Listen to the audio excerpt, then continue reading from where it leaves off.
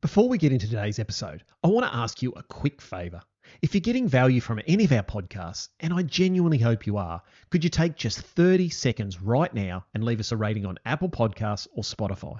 It sounds like a small thing, but a rating would make a huge difference, and it'll take less time than pouring a cup of coffee.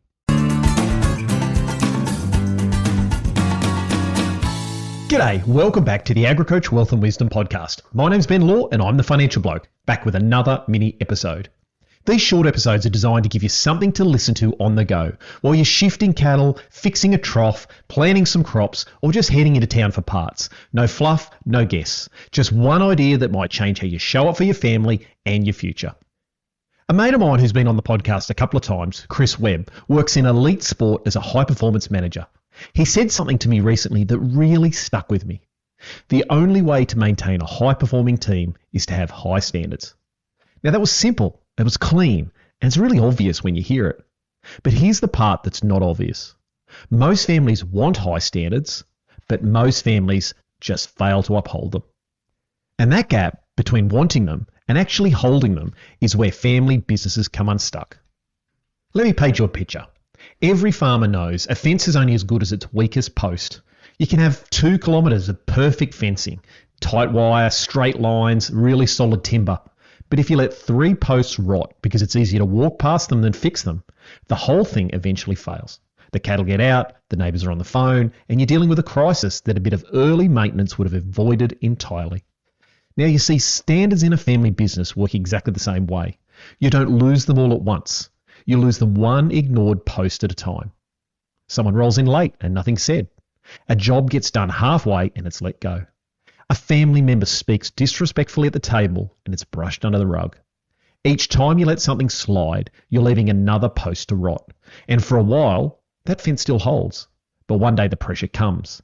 A drought, a succession conversation, a disagreement about the future, and the whole fence falls over. Now here's the part I want you to really sit with.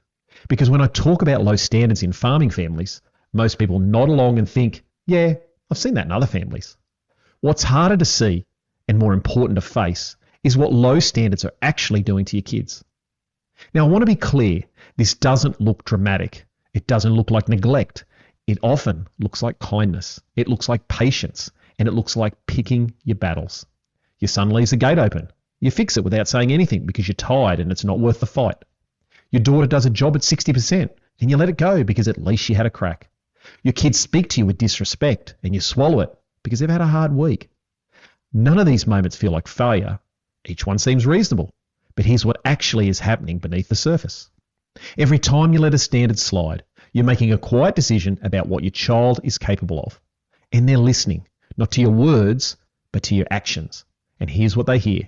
This is enough. This is all I expect from you. That's not kindness. That's a disguise. Because you're not protecting them from discomfort, you're protecting them from growth. And growth comes from doing the tough things. And the world they're about to transition into won't cut them the same slack as you have. The world demands standards they were never held to. It will expect accountability they were never taught. It will require resilience that was never built. Because every time it should have been, someone loved them too softly. That's how you raise kids who crumble when the pressure comes on. That's how you raise entitled kids. That's how business performance slowly erodes. And that's how families that once work well together end up frustrated and barely speaking. Now, I want to be fair here because this isn't about being hard or cold or running your family like a corporation. The best high-performing teams Chris works with aren't ruthless. They're just clear. Clear on what's expected, clear on what's acceptable and what's not acceptable.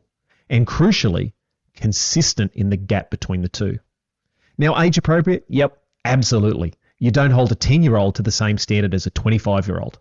But you do hold them to a standard, one that stretches them just enough. One that says, I believe you're capable of more. Because that's what high standards actually are. They're not punishment, they're a statement of belief in your kids. So let me leave you with 2 things. First, the reassurance. Holding your kids to high standards doesn't make you a hard parent. It makes you a preparing one. Because your job isn't to make their life easy. Your job is to make them capable of handling a life, and life is hard. And second, the challenge. Walk your fence line this week. Where have you been letting the post rot because the fix felt harder than the walk past? Where have you been calling it kindness when really it's avoidance? Because the families that last, the ones that build something worth handing on, aren't the ones who made it easy for their kids. They're the ones who believed in them enough to expect more. So until next time, hold the standard, have the conversation, and build a family that lasts. So if you think this message is valuable, make sure you share it with a family and friend. And until next time, I'm Ben Law, I'm the Financial Bloke, and remember, it's more important who you are than what you've got. I'll see you next time.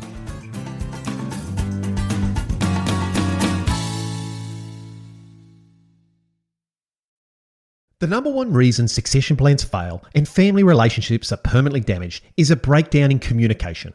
Because when families don't know how to have the hard conversations, trust erodes, resentment builds, and silence does the damage. The families who preserve wealth and protect relationships make succession look easy because they don't just focus on structure and strategies. They build the communication skills to make clear decisions, manage emotions, and protect trust before the pressure hits.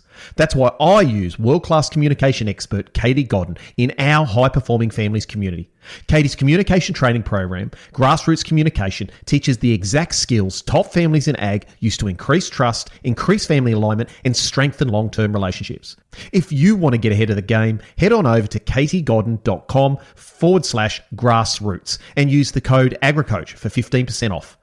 Because the conversations you avoid today create the problems you inherit tomorrow.